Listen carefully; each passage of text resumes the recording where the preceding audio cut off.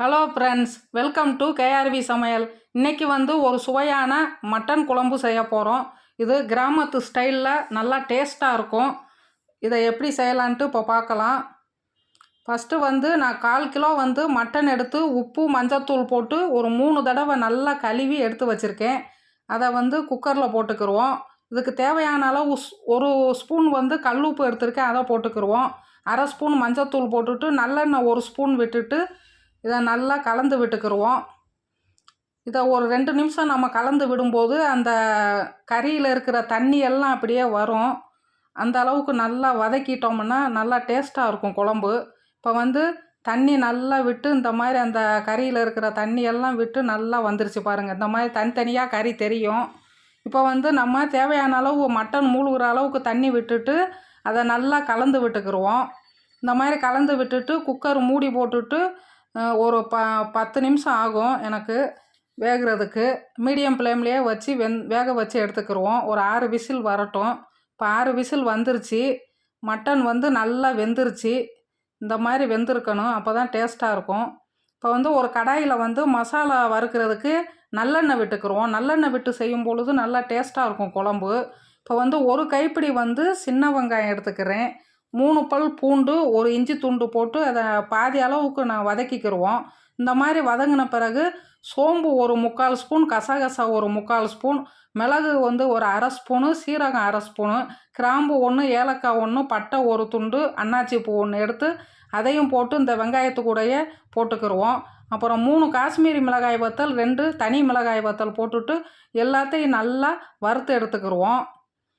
எல்லாம் ஒன்று சேர்ந்து நல்லா வதங்கி வரட்டும்.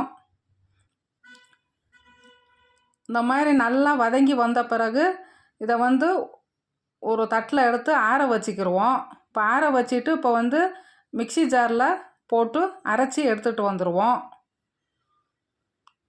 இப்போ அரைச்சி எடுத்துகிட்டு வந்தாச்சு. இந்த மாதிரி நல்லா நைஸாக அரைச்சி எடுத்துக்கிறணும். இப்போ கடாயில் நல்லெண்ணெய் விட்டுக்கிறோம். 2 குழிக்கரண்டி விட்டுட்டு பட்டை 1 துண்டு, ஏலக்காய் 1, அன்னாச்சி பூ 1, கிராம்பு 1, கல்பாசி 1 பூ, சின்ன பூ, அப்புறம் சோம்பு ஒரு 1/2 ஸ்பூன் போட்டு இது நல்லா பொரியிற அளவுக்கு நல்லா வறுத்து எடுத்துக்கிடுவோம். அது நல்லா பொரிஞ்சு நல்லா வறுபடட்டும். இப்போ நான் சின்ன வெங்காயம் ஒரு கைப்பிடி பொடிசாக கட் பண்ணி வச்சுருக்கேன். அதையும் போட்டுட்டு கொஞ்சம் கறிவேப்பிலையும் போட்டுட்டு நல்லா வதக்கிக்கிடுவோம். இப்போ இது நல்லா வதங்கி வரட்டும். வெங்காயம் நல்லா வதங்கும் போது தான் குழம்பு நல்லா ருசியாக இருக்கும்.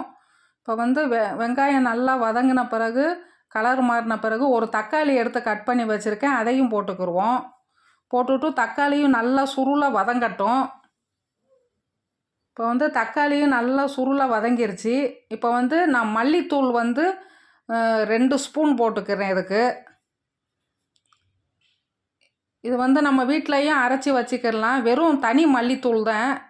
கடையிலையும் வாங்கினதும் போட்டுக்கிடலாம். போட்டுட்டு இப்போ நம்ம அரைச்சி வச்சோம்ல மசாலா, அதையும் போட்டுட்டு நல்லா இந்த மட்டன் வேக வச்சு அதையும் ஊற்றிட்டு நல்லா கலந்து விட்டுக்கிடுவோம். இப்போ எல்லாம் ஒன்று சேர்ந்து நல்லா கலந்து வரட்டும். இப்போ கொதிச்சிட்டு இருக்குது. ஒரு 5 நிமிஷம் மூடி போட்டு மூடி வச்சுருவோம்.